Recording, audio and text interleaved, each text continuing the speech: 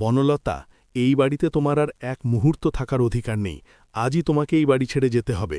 বনলতার সাথে অনুভবের ডিভোর্স করিয়ে দিয়ে লাজুর সাথে অনুভবকে এক করবে স্ত্রী সম্পূর্ণ জানতে হলে দেখতে থাকো। গল্পের শুরুতেই দেখা যায় প্রচণ্ড পরিমাণে রেগে গেছে স্ত্রী।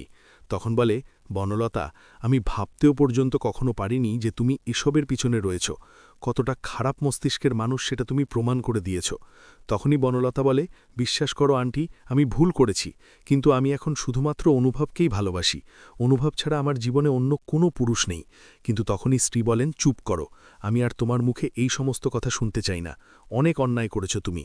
আমার এই ছেলেটার জীবন তুমি নিজের হাতে নষ্ট করে দিয়েছ, তার উপরে আবার বলছো এ সমস্ত কথা। একটা কথা মাথার মধ্যে ঢুকিয়ে নাও, কখনোই তুমি আমাদের কাছ থেকে আর ক্ষমা পাবে না। একের পর এক অন্যায় করেছ।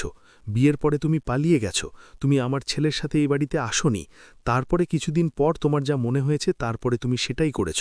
এমনকি নিজেকে ভালো রাখতে তুমি অন্যকে বিপদে ফেলতে দুবারও ভাবো না। তাই তোমার মতন মেয়েকে এই বাড়িতে তো আমি আর থাকতে দেব না।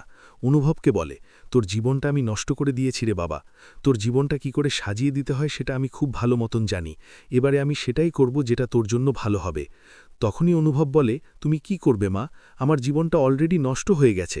তখনই শর্মিলা বলে, বনলতার মনের মধ্যে যে এই সব কিছু ছিল, এটা আমরা যদি গুণাক্ষরেও জানতে পারতাম তাহলে হয়তো এই সম্পর্কটাকে নিয়ে আর বেশি দূর এগোতাম না। ভুল তো আমাদের তরফ থেকেও হয়েছে। আমরা ভরসা করেছিলাম, আমরা বিশ্বাস করেছিলাম, তার প্রতিদান এভাবে আমাদেরকে দিয়েছে। সত্যি কথা বলতে গেলে আমাদের অনেক বেশি খারাপ লাগছে। বনলতা বলে, আমি ময়ূককে ভালোবাসতাম ঠিকই, কিন্তু ওর সাথে আমি সংসার করার কথাও ভেবেছিলাম, কিন্তু করিনি। আমি এখন ভালোবাসি অনুভবকে, তোমাদের পরিবারকে, কিন্তু তোমরা আমাকে ভুল বুঝো না। বাট কিছুতেই আর বনলতার কথা কেউ শুনতে চায় না। কিঙ্কিনি বলে, তুমি এত বড় একটা অপরাধ করেও চুপ করে থেকেছ। তার জন্য লাজুকে আমরা সবাই মিলে ভুল বুঝেছিলাম। লাজুকে আমরা কত খারাপ কথা শুনিয়েছি, তোমার জন্যই তো। তখনই ঠাম্মি বলে, যখন কাগজে এই খবরটা বেরিয়েছিল তখনই আমি বুঝেছিলাম লাজু চুরি করতে পারে না, আর সেটাই প্রমাণিত হয়ে গেল।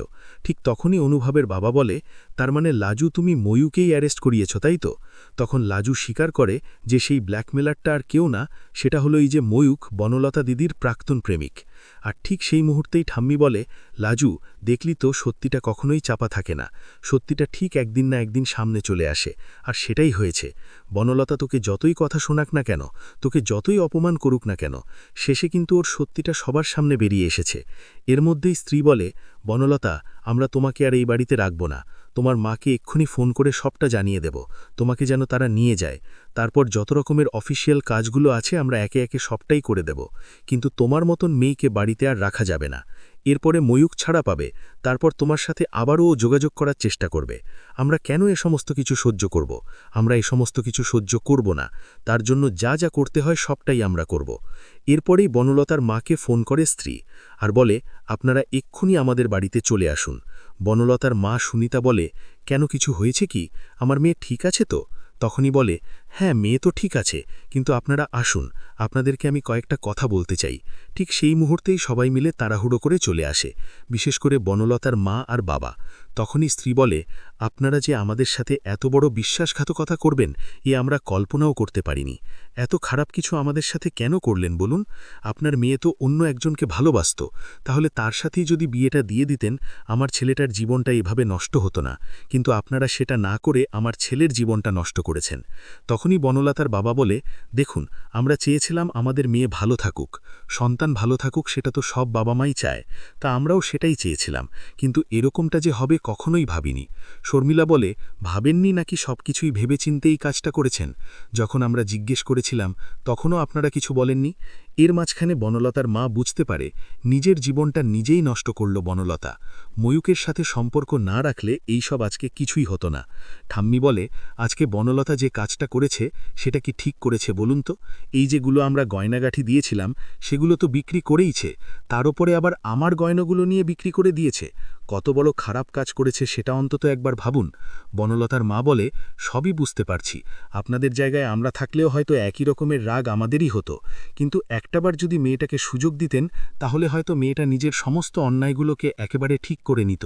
কিন্তু স্ত্রী বলেন, না, আর ঠিক করার কোনো দরকার নেই, ওকে আপনারা আপনাদের সাথে নিয়ে যান, তারপর যা যা ফর্ম্যালিটিস আছে সবটাই আমরা করব। অনুভবের সাথে আর কোনোভাবেই এই মেয়েটা থাকবেন না। বনলতা খুবই কান্নাকাটি করতে থাকে। এদিকে শর্মিলা লাজুর কাছে ক্ষমা চায় আর বলে, লাজু, আমায় ক্ষমা করে দিও, কারণ আমি তোমার সাথে অনেক খারাপ ব্যবহার করেছি। আসলে আমার মাথাটা তখন এতটাই রাগে ভর্তি ছিল, মানে ভুল বুঝতে পেরেছি আমি।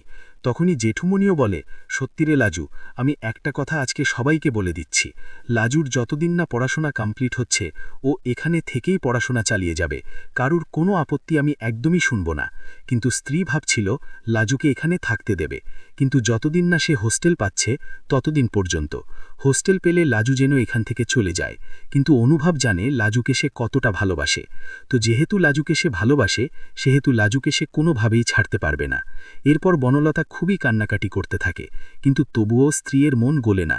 স্ত্রী ভাবে, আমি এই মেয়েটাকে আর কখনোই টলারেট করব না, কিছুতেই না, যা হবার তাই হবে। এরপরে লাজুরও অনেক বেশি খারাপ লাগে। লাজু মনে মনে ভাবে, যা হলো সেটা ঠিক হলো না। বনলতা দিদিকে তো আমি বাঁচাতেই চেয়েছিলাম, কিন্তু সব কিছু একেবারে শেষ হয়ে গেল চোখের সামনে দিয়ে।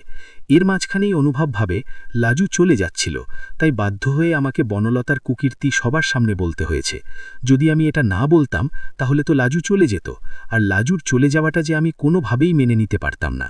এরপর লাজু আর অনুভবের সাথে কথা বলতে চায় না। অন্যদিকে স্ত্রী তো বুঝেই যায় অনুভবের লাজুর প্রতি একটা টান আছে। লাজুর সাথেই অনুভব ভালো থাকে। অনুভব লাজুকে বলে, কি ব্যাপার, আমি যে তোমাকে কখন থেকে ডাকছি কথা বলার জন্য, তোমার কাছে কি সেই কথার আওয়াজটা পৌঁছাচ্ছে না? লাজু বলে, আমি তোমার সাথে কথা বলতে চাই না।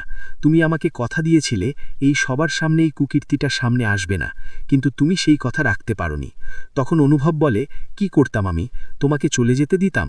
তোমাকে চলে যেতে দেখলে আমার কতটা খারাপ লাগে তুমি কি সেটা বোঝো? তাই তো বাধ্য হয়ে আমি সবার সামনে বনলতার কুকীর্তি ফাঁস করেছি। আর এমনিতেও ওর এই কুকীর্তি ধামাচাপা দেওয়া যেত না, কারণ কোর্টে যখন কেসটা উঠত তখন সবাই এমনিতেই জেনে যেত। সত্যিটা বুঝতে পেরেছ? কিন্তু লাজু কোনোভাবেই অনুভবের সাথে আর কথা বলতে চাইছে না। বনলতা তার বাবা মায়ের সাথে চোখের জল ফেলতে ফেলতে বাড়ি থেকে বেরিয়ে যায়, কিন্তু অনুভবের মনে তখন এক অদ্ভুত দোটানা কাজ করছিল। একদিকে লাজুকে হারানোর ভয়, অন্যদিকে বনলতার প্রতি ঘেন্না। তবে স্ত্রীর মনে তখন অন্য এক পরিকল্পনা কাজ করতে শুরু করেছে। তিনি বুঝতে পেরেছেন যে তার ছেলে অনুভবের জীবনের আসল সুখ লুকিয়ে আছে লাজুর মধ্যেই। তাই তিনি মনে মনে স্থির করেন যে কোনোভাবেই লাজুকে আর হস্টেলে যেতে দেবেন না, বরং এই বাড়ির বউ হিসাবে তাকে পাকাপাকিভাবে মেনে নেবেন। কিন্তু লাজু তখন নিজের সম্মানের লড়াইয়ে অনড়। সে অনুভবকে স্পষ্ট জানিয়ে দেয় যে পরিস্থিতির চাপে পড়ে কারো সহানুভূতি নিয়ে সে এই বাড়িতে থাকতে চায় না। লাজুর এই জেদ দেখে অনুভবের বাবা এবং ঠাম্মি দুজনেই বেশ চিন্তায় পড়ে যান, কারণ তারা জানতেন যে লাজু একবার যা ঠিক করে তা থেকে তাকে সরানো কঠিন। এদিকে ময়ূখ জেল থেকে ছাড়া পাওয়ার পর আবার বনলতার সাথে যোগাযোগ করার চেষ্টা করে, যা শুনে অনুভবের মা অর্থাৎ স্ত্রী আরও বেশি ক্ষিপ্ত হয়ে ওঠেন।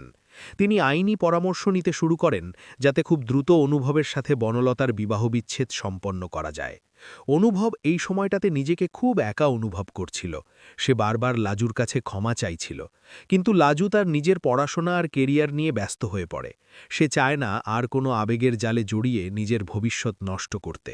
তবে গল্পের মোড় ঘোরে তখন, যখন হঠাৎ করে অনুভবের শরীর খুব খারাপ হয়ে যায় এবং সেই কঠিন সময়ে লাজুই রাত জেগে তার সেবা করে। অনুভবের অসুস্থতা যেন বাড়ির সবাইকে আবার এক সুতোয় বেঁধে দেয়।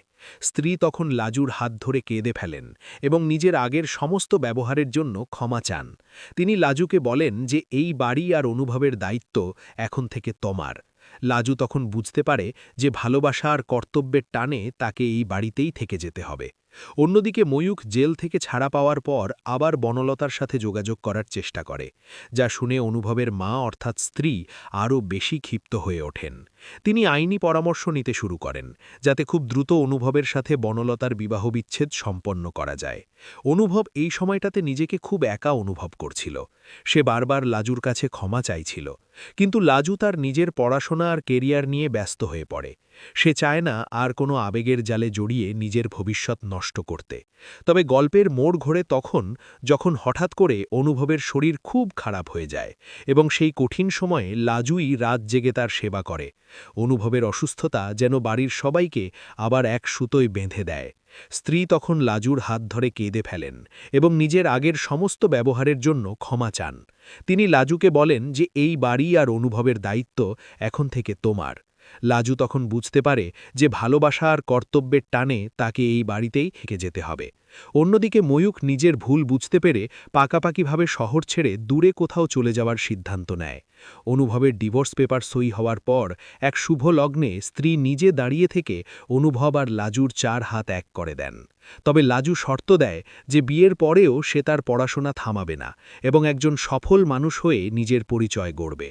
অনুভব হাসি মুখে সেই শর্ত মেনে নেয় এবং এভাবেই সমস্ত বাধা কাটিয়ে লাজু আর অনুভব এক নতুন জীবনের পথে পা বাড়ায়, যেখানে আর কোনো মিথ্যে বা ষড়যন্ত্রের জায়গা থাকে না।